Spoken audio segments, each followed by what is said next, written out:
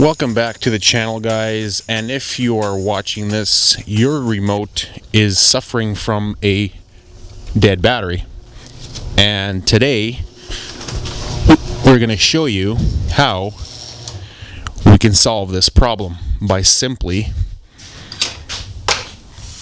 changing out the batteries. Alright, so if this is the case for you guys, my case, I have a Ford truck, so I got a Ford key, obviously. So what you want to do, very simple, very dynamic, simple key. You want to get this open here. So what you want to do is grab your stubby.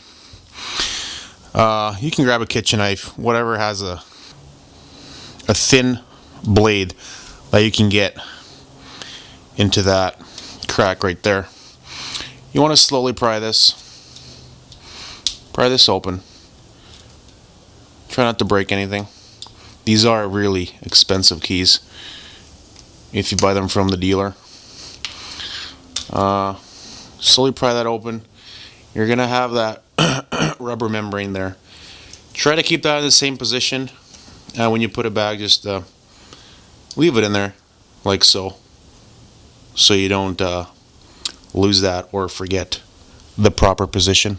And you're gonna have in here is the battery. You got your little 3-volt pancake battery, or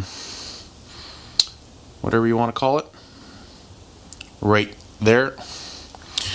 Put that to the side. You're gonna grab your new one. In this case, I have a Sunbeam, equivalent of a 3-volt Energizer battery. You're gonna slip that in there like so. Pretty simple. And you're going to put the cap back on.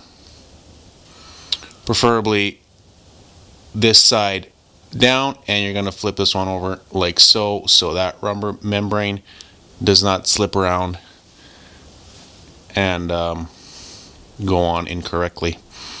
And then all you have to do is line up all of the joints here and